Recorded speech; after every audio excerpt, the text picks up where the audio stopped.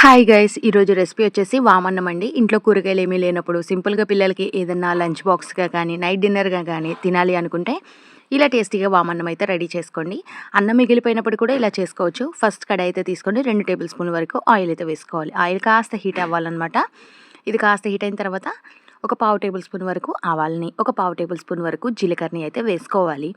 ఈ ఆవాలు జీలకర్ర టేస్ట్ అనేది చాలా బాగుంటుంది. కాస్త ఇవనేది ఫ్రై అవ్వాలి. ఇవి కాస్త ఫ్రై అవుతున్నప్పుడు ఒక టేబుల్ స్పూన్ వరకు పచ్చిశనగపప్పుని, ఒక టేబుల్ స్పూన్ వరకు మినపప్పుని వేసుకొని ఈ తాలింపు అంతా కూడా బాగా పట్టేలాగా మంచిగా గోల్డెన్ బ్రౌన్ కలర్ వచ్చే వరకు కూడా మంచిగా వేయించుకోవాలి. ఇది కాస్త వేగుతున్నప్పుడు ఒక 2 టేబుల్ స్పూన్ల వరకు జీడిపప్పును కూడా యాడ్ చేసుకోండి. జీడిపప్పు మంచిగా ఫ్రై అయితే టేస్ట్ చాలా బాగుంటుంది.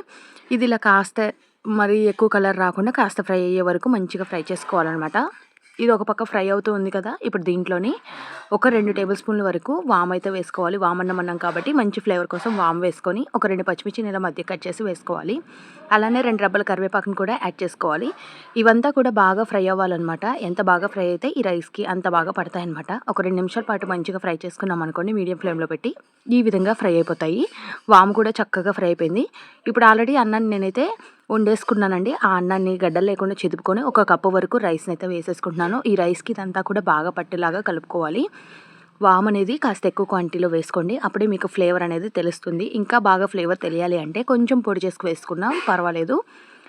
1/2 టేబుల్ స్పూన్ వరకు సాల్ట్ని వేసుకోవాలి. ఒక చిటికెడు వేసామా లేదా అన్నట్టు పసుపునైతే కాస్త వేసుకొని అన్నాన్ని బాగా ఫ్రై చేసుకోవాలండి. హై ఫ్లేమ్లో పెట్టి మంచిగా టాస్ చేసుకుంటే అన్నం అనేది చక్కగా ఈ తాలింపు అంతా స్మెల్ అంతా పట్టేసి చాలా బాగుంటుందన్నమాట. ఇదంతా ఫ్రై చేయడానికి ఎక్కువ టైం కూడా పట్టదు. త్వరగా 5 నిమిషాలు అయిపోవాలి అనుకుంటే ఈ విధంగా చేసుకోండి. వండుకున్న అన్నంతోని చాలా టేస్టీగా ఉంటుంది. అన్నం మిగిలిపోయినప్పుడు ఎప్పుడు పులిహోర ఇలాంటివే కాకుండా ఇలా ట్రై చేశారనుకోండి, పిల్లలు కూడా ఇష్టంగా తింటారు. డైజెషన్ ప్రాబ్లం కూడా ఏమి ఉండదండి. వామ్ తింటే పిల్లలకు కూడా చాలా మంచిది. నైట్ డిన్నర్గా కూడా ప్రిఫర్ చేయొచ్చు అనమాట. చాలా టేస్టీగా కూడా ఉంటుంది. ఒకసారి మీరు కూడా తప్పకుండా ట్రై చేయండి. ఎలా వచ్చింది ఏంటి అనేది కింద కామెంట్ సెక్షన్లో కామెంట్ చేయడం మాత్రం అస్సలు మర్చిపోకండి. ఫైనల్గా మన వామన్నం అయితే రెడీ అయిపోయిందనమాట. వేడి వేడిగా వామన్నం రెడీ అండి. టేస్ట్ చూస్తే నెక్స్ట్ లెవెల్లో ఉంది. సరే కానీ మళ్ళీ ఒక వీడియోతో కలుద్దాం. Bye bye.